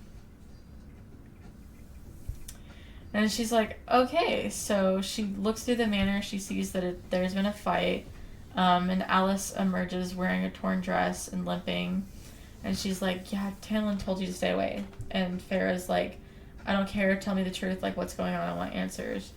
And then Alice gives her the answers. She says, the blight that everyone's been talking about with you, that is Amarantha. She is the blight. She is considered the vicious High Queen of Prythian. Amarantha was once an emissary from Hybern, and a general in her wars. And her younger sister, Clythia, fell in love with a human warrior named Jurian. And Jurian betrayed and murdered Clythia, and so Amarantha got really freaking mad, and she was like, well, I want to rule Prythian. So she snuck in forces, poisoned the High Lords to steal most of their magic, and then she wanted to take Tamlin to be her lover. Like, girl was like celeb obsessed with this man. I don't know why, because he's high-key a loser, so I don't know why she'd want him out of everyone. That's probably the reason why. Literally. And then... It was like, he's a loser. He doesn't even want to be there, so he's not likely to overthrow her. So, I mean, that's true. Linguistically speaking, it does make sense. It does. I never thought of it that way. Just, like, the fact that she probably was thinking about how he didn't want his dad's position and would be less likely to overthrow her. But anyway, he refuses, obviously, and then she gets really mad again, and then she curses Tamlin, and then to break the curse, he had 49 years to get a human girl who hated fairies enough to kill one, unprovoked, to declare her love for him. And Amarantha made the curse harder to break by putting the mask on Tamlin's court and preventing them from saying a word about the curse. Andras crossed the wall as a wolf to help Tamlin, and the treaty was a ruse to get Feyre to go to Prythian to break the curse. So think about it, like, there is no treaty. That was all a lie. There's no treaty. There's never been a treaty. All a lie. Because they made it up to get her to come to Prythian. And then and this is where Alice is like, girl, if you had just said that you loved him before you left, none of this would have happened. You could have freed him, you could have freed his power, and we could be free right now. And then Feyre's like, oh, well, I gotta go make things better, so I'm going to go to under the mountain, I'm gonna save Tamlin, or I'm gonna die trying. And then she sets off with a bow and arrows, of course, as well as 2 daggers. And then she's like, Alice is giving her some advice. She's like, no, you're determined to free Tamlin. She's like, you'll be lucky if you get a clean death in there. Alice gives her 3 rules. She says, don't drink the wine, Don't make deals unless it's a matter of life or death, and don't trust anyone. So then she goes into, let's see, gotta remember where I'm going here. Then she makes her way over to the under the mountain, which is in between. Let me pull it up in the map real quick. So the under the mountain, it's in between the Winter Court and the Dawn Court. So separating, I don't know if you can see that very well, but it's separating the seasonal courts from the like solstice. I think that's the right word, solstice courts. So anyway, she comes face to face with the ACOTAR, the creature from before that's described. I don't even know how to describe it, but you should look up a picture of it. It's a terrible looking creature. And then Feyre gets dragged to where the party's taking place, the throne room. And then Amarantha's she's seated on a throne. She's got Tamlin next to her. She's noted to be wearing a human finger bone and a crystal ring with an eye inside of it. And then the ACOTAR's like, yeah, what are you doing here? And then she's like, I came to save Tamlin, the one I love. And then Tamlin's just sitting there. No reaction on his face. Bro's blank stare. And Amarantha's like... You're too late, Spider-Man! Amarantha's like, well, then why shouldn't I just, kill you? Because I tortured... Remember the name she gave Amarantha was Claire Vidor, and she points out, oh yeah, well, if you look behind you, brutally, mauled and nailed to the wall is Claire Vidor, who is what Feyre said her name was. And then Tamlin's like, yeah, I've never seen this chick before. And then Amarantha's like, yeah, I know, you're lying. And then Amarantha's like, okay, Feyre, I'll give you a deal. She's like, if you can complete 3 tasks, 1 each month at the full moon, Tamlin will be 3. In the meantime, you're in a cell and you do housework. And if Feyre fails, she'll be killed. And she said, as an alternative to the 3 challenges, she'll break the curse instantly if Feyre can solve a riddle. And though, Feyre's remembering, oh yeah, Alice just gave me this advice to, make a deal. I have no choice but to accept the term, so she accepts the term. And then Feyre gets brutally beat. That's great. Hang in, we're in the home stretch. I know you're probably getting so sick of this right now. Yay, I love fantasy romance books, guys. Oh my gosh. Make me sound like I'm torturing you. Get out of my head, get out of my head, get out of my head. Oh my goodness. Let's see. She's in the cell. Talking more about, Tamlin. I love Tamlin.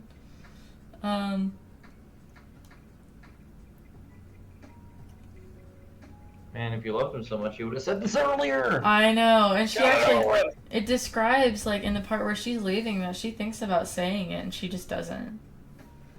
Bro. And so, then as she's in her little... Wait.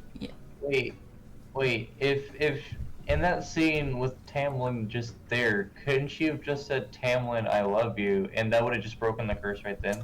What was preventing that? Because now the year has passed. So, the time for the blight, so, the 49 years, that time's passed, they reached past the mark of that deal. So that's why she came basically to, collect her dues. She gave him 49 years, and then if Feyre had just said it before she left, the curse would have been lifted. But no, we had to go the hard way. We're here to talk to you about your car's extended warranty. Very literally. Tamlin's extended warranty. Tamlin's extended warranty. He's no longer been extended. So she's in the cell. Well, depending on the next few scenes that the author writes, we'll see if he needs to be extended or not. I'm kidding. Right.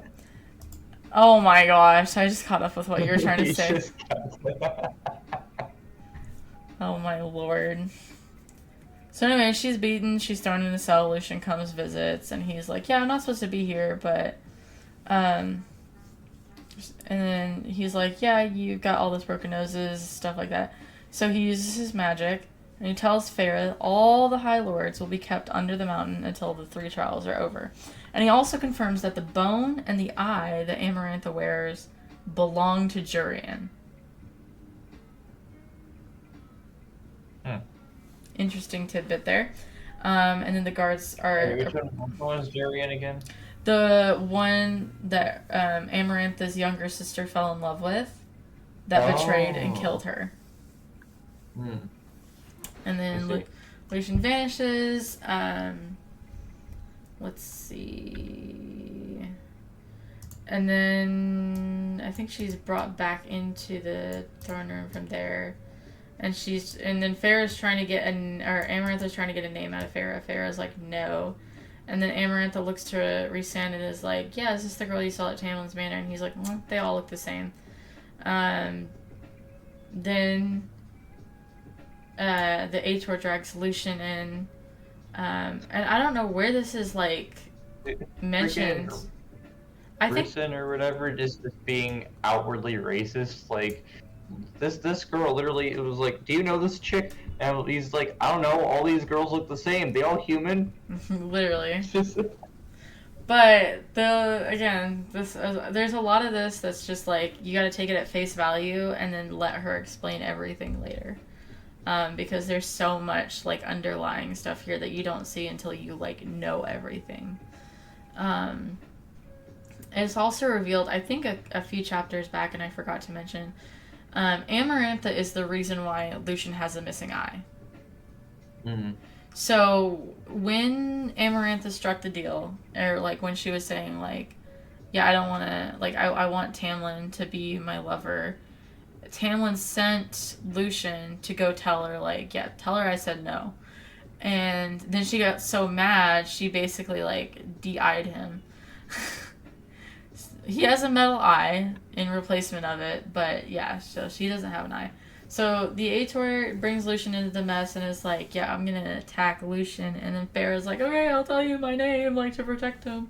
And then Amarantha's like, yeah, if you solve the riddle, you know, Tamlin can leave immediately. And then then Feyre's like, oh, it's because I've got shortcomings that I can't answer it. And then she's, locked in herself for 2 days, focusing on the riddle. And then she knows, like, let me see if I can pull up the riddle, because I don't have it in my notes here. Let me see. Give me just a second. I think, because I want to see if maybe, like, if I read you the riddle, like, if you could guess it. Unlike Feyre.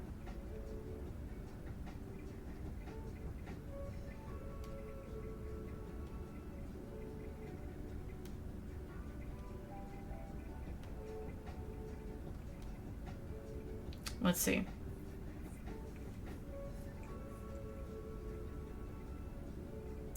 Okay, so here's the riddle that she was given. There are those who seek me a lifetime, but we never meet. And those I kiss, but who trample me beneath ungrateful feet. At times I seem to favor the clever and the fair, but I bless all those who are brave enough to dare. By large, my ministrations are soft-handed and sweet, but scorned I become a difficult beast to defeat.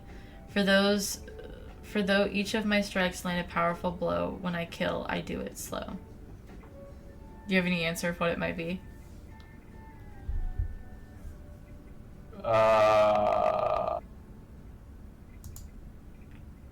Wait a minute. No, I'm kidding. Let me see if it...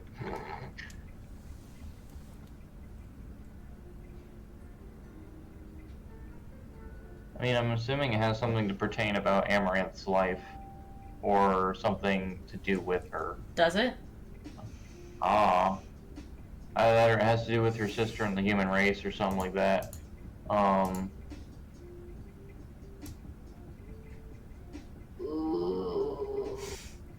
just go with the book and see Yeah. what it says. So Feyre doesn't figure it out at that moment in About as smart time. as She goes into the first trial with a giant worm, and I'll sum it all up by, it's muddy, and she's like basically got like a bunch of dirt on her. She Yeah, it realizes. won't be the last time she has to play a similar beast. Oh my lord. And she realizes, like, oh yeah, this maze is littered with bones, and the worm is blind, and I can use it to, do all this stuff. So, it's also noted here, like, this is important to note, like, Rhysand sees her, he's watching her, and he realizes her plan, and then he smiles at her from the audience. Just note that. She survived the first challenge, turns to her cell, but her arm is badly broken. She realizes that her wound is going to become infected. And Rhysand appears, and Feyre's like, leave. And then he's like, well, actually, I bet on you in the first challenge, so you just made me a lot of money. And then he offers to heal her arm. This is an interesting deal. He offers to heal her arm if she'll spend 2 weeks with him, 2 weeks each month with him in the night court after they get out. So he's like, spend 2 weeks with me out of the month in the night court, and I'll heal your arm. And, Feyre's like, just go to hell, like, even though I'm in pain. But just before he leaves, she has second thoughts. And she's like, you know what? Well, yeah, she's got a broken arm. It's got to be pretty freaking painful. And then she's like, how about 5 days? And then he's like, okay, well, then they agree on a week. So 1 week in the night court per month for literally saving her life. And then she lifts her arm. She finds it covered from fingertip to elbow with a black swirly tattoo featuring an eye in the middle of her palm. And then she's like, you tricked me. And then he, taunts her with the idea, like, oh, I should tell Tamlin. And then he leaves. And she works around some more, just doing, like, the regular house duty stuff. She gets a visit from Lucian's mom. And she's like, hey, thank you for saving my son. Because remember, everyone's here. The whole gang is gathered. Every court, every High Lord, everyone's hanging out under the mountain. And she's like, yeah, thanks for Everybody wants to do this. Everybody wants to have fun here. Everyone wants to watch Feyre do the Hunger Games. Let's see what else is actually...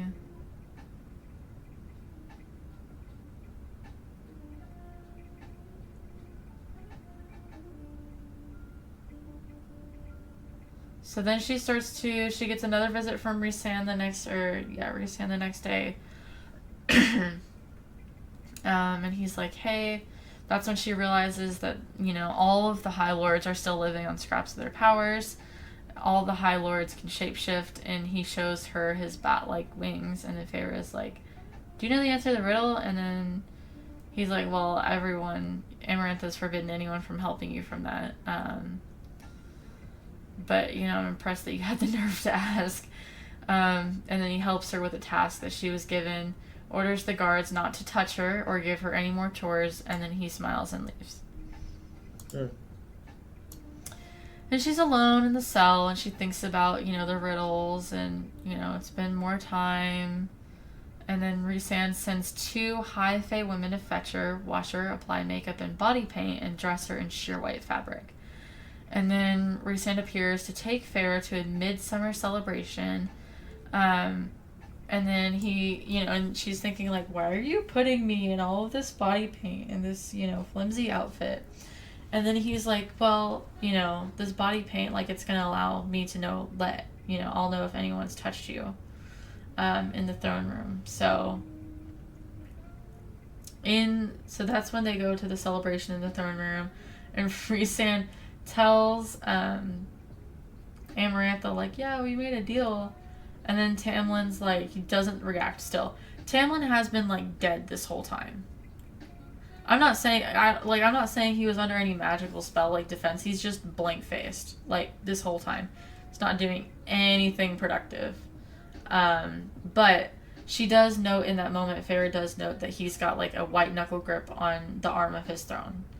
I think in this moment, like, Tamlin was trying to be as peaceful as possible to prevent it from coming back on Feyre. But what's happening is Feyre's really seeing, like, oh, like, he is not really even giving a reaction. And then she remembered Alice's advice, but she's just awful at following advice, so she's going to drink the wine anyway. And then, you know, the wine makes her sick. Spends the rest of her day and the rest of the next day in her cell.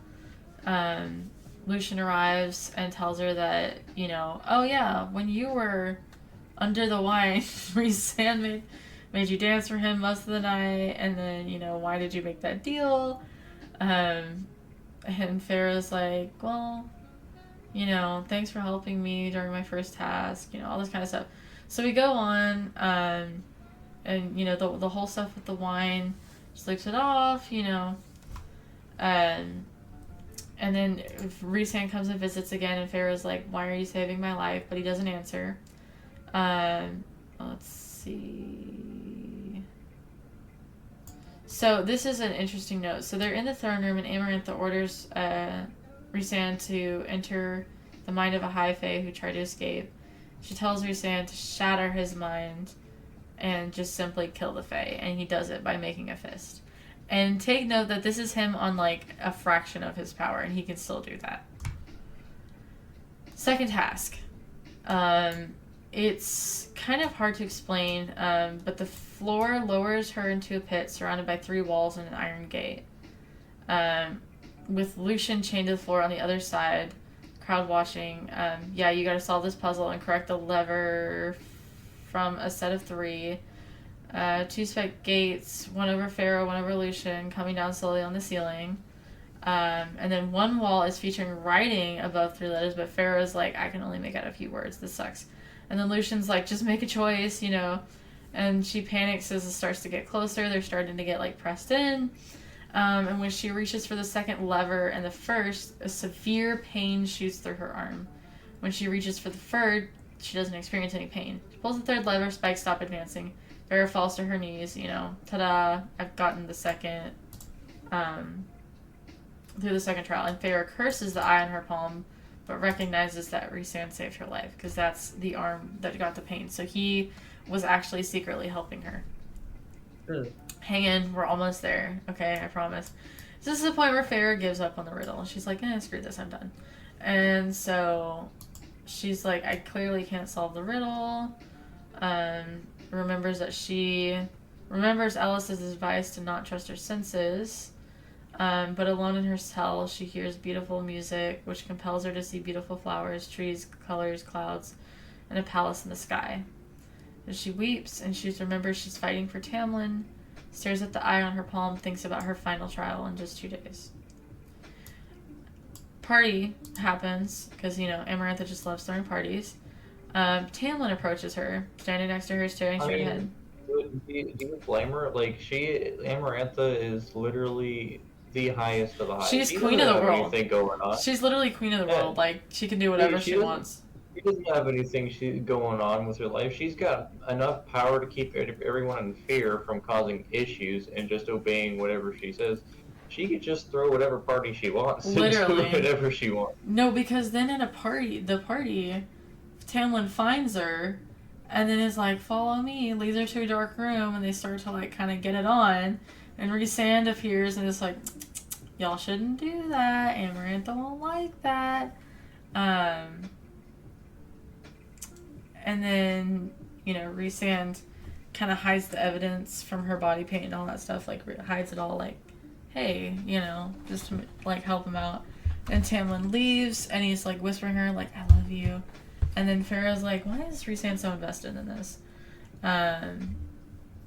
You know, why are you so invested in this? And he's just like, then he forces, and then, so as she's talking with him, and he gets so angry, and Amarantha and Tamlin are about to walk in, so he forces a kiss onto Feyre, just to, like, make it seem like, you know, if she's askew, it's because she was kissing me and not Tamlin, because then Amarantha would literally kill her, like, instantly. Then she goes back to her cell. Let's see. Oh lord, I just messed up my notes here. Okay, we are like just a couple chapters from the end. She gets to her final challenge. Okay, so this final challenge is really interesting. So she's dressed in her old clothes, like her earlier childs. The crowd's silent. Feyre tells Tamlin she loves him, but he doesn't react. Since Feyre hasn't solved the riddle, it's time for the task to begin. The guards bring in 3 fairies with sacks over their heads. They're forced to kneel in front of Feyre. Servants carry in 3 pillows with ash daggers resting on them. Feyre's final challenge is to stab the innocent fairies in the heart. At first, Feyre's like, I can't do it. But she changes her mind. She's like, I'm doing it all to save Tamlin. She's literally, in this moment, justifying murder for Tamlin. I think there's some issues with this lady. Yeah. Listen. She's come full circle. She murdered a fairy and then justified it. And then she was like, oh shoot, I murdered a fairy. This is a bad thing. And then, boom, murder 3 fairies for somewhat okay-ish, not really thing. Yeah. Well, and then as, she's doing that, she's like, well, I gotta do it to save Tamlin and save Prithian and save everyone. And then, does she really? As the first fairy apologizes, and she apologizes to the first fairy, who begs, and then the second prays, but she stabs them both, so they're still dead. And she's like, well, now she's so ridden with guilt, she thinks about stabbing herself the 3rd time. And then the guard removes the 3rd fairy's hood, and it's Tamlin. Who were the other 2? Random people. Oh. So now she's faced with a choice. Kill Tamlin, or save herself, and save herself in his court, or kill herself, and allow Amarantha to keep control of them all. So she flashes back to Alice's advices, trying to think if there's anything she can reuse, when she's thinking about what she learned about the curse. Just something. And then she remembers her encounter with the ACOTAR in the garden, and the open door where Tamlin and Lucian were discussing the curse. Tamlin wanted her to overhear, actually, and she knows Amarantha desires Tamlin and wouldn't want him dead. So then she's starting to think, okay, this is interesting. She's cycling through conversations in her mind, and she remembers Lucian saying in the dining room, telling Tamlin he had a heart of stone, a description that ACOTAR used in the garden, and Feyre knows that if Tamlin's heart is truly stone, even an ashwood blade wouldn't go through it. Feyre remembers that when she held Tamlin, she didn't feel his heartbeat, and Feyre lifts the dagger and approaches Tamlin and stabs him in the chest.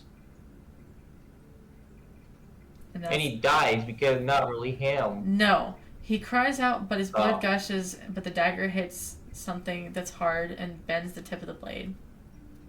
Because his heart is made of stone. Yeah.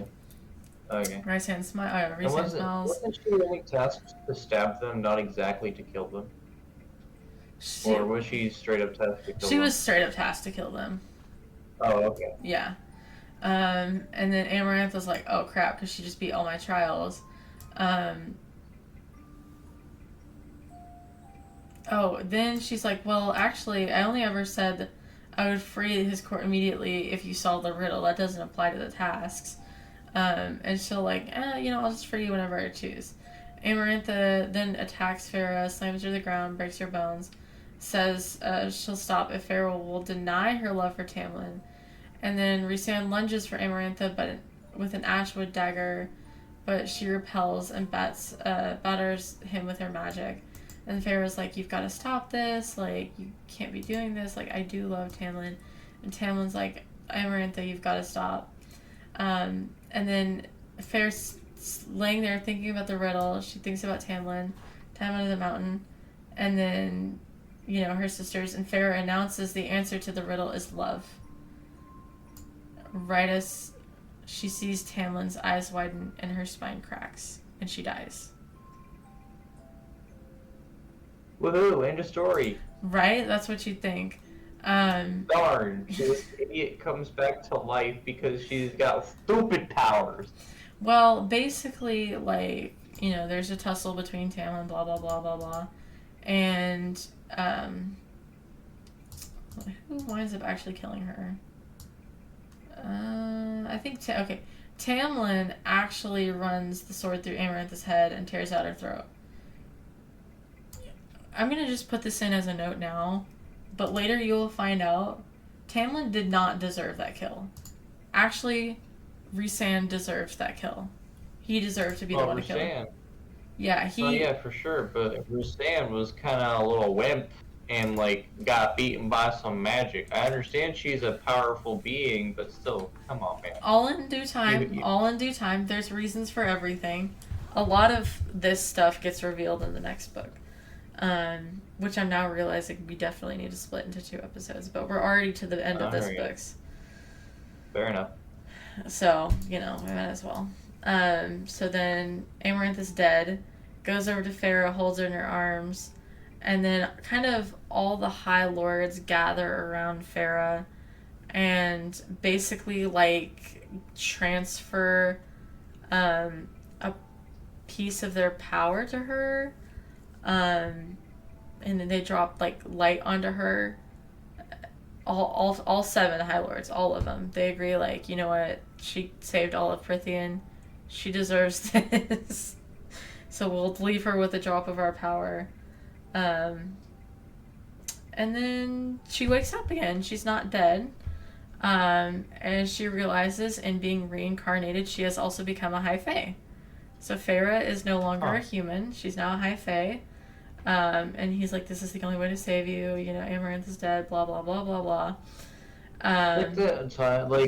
Like in the moment in Twilight where the main girl was dying and they turned her into a vampire, something like that. I think that did happen in the series. I never read Twilight. I don't remember. Again, I don't know. Never read it. Man.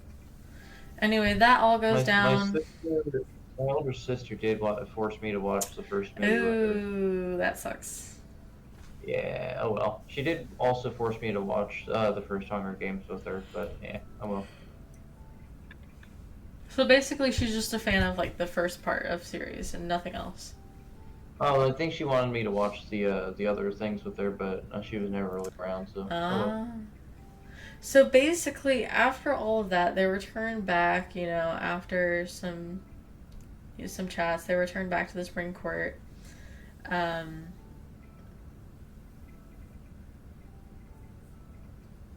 me see. So then, Rhysand, I think, fly. He talks to Feyre for a moment and then just kind of flies away because now he's free. Now everyone's free. And then Alice can chase after the boys that she had. And now they return home with the note that Feyre, she needs to cope with what she's done for the freedom, but they're all free. And the book ends right there. Woohoo! And that it's ended now. I know, you're freed. You're no longer tortured by me. How do you feel? I'm free. Just like that one clip, and then dang it. So what did you think of it? I mean, did I do a good job in like describing it to you? Yeah, I would say so. I'd say that this book is let's see, how can I make this funny? Let's see. It's definitely... Someone start playing Jeopardy music. No, just the Kahoot music. No, the friggin' like it's I don't know. It's a book. It's a book. It's a thing. It's got a leather back, probably. I don't know. I'm not holding it. It's Pretty Boy Playground. It does a thing. It tells a story. Did you like it, though? I mean, I know you didn't get the experience of reading it yourself, but from my summary... I like that I did not have to read it. No offense. None taken. Okay. That's what this is all for, right? Yeah, I think this was a good first episode. Yeah. I think there was a lot touched on. I think there is a lot to make fun of, and Well, it's not like they make it difficult. Come on. yeah, I know. Friggin', he was the most beautiful man I ever seen. Like, Right. literally, you've seen friggin' how many of the most beautiful men have you ever seen now? Right. 3? That's crazy. Well, and Like, I think you know, as bad as it is to say, I think a lot of beauty of the book does get lost in summary. But you know, the points of the story are there, so yeah, that's fair enough. It's like, I don't know, the author intentionally made, forget her name already, like the main character lady. Feyre. The author, yeah, her, intentionally made her dumb as a bag of rocks. Yeah. And it fits very well for a comedy narrative. She's illiterate, she can't write, and apparently is okay with a bow. And knows that wood kills fairies, apparently, because they're, yeah. Yeah. The book has Mormons in it. There's Mormons in the book. And the priests are high. Basically. Well, I think that brings a good conclusion of your thoughts on this book to an end. And with that, our first episode comes to a close. And we will pick this back up next time with A Court of Mist and Fury. Because this Part 1. part 1. Because we're just getting into this world of Prithian. There is so much more to delve into. This is just the tip of the iceberg. Please send help, guys. I've been locked here for weeks in her closet. All right. Alrighty. And with that comes to a Alright. close.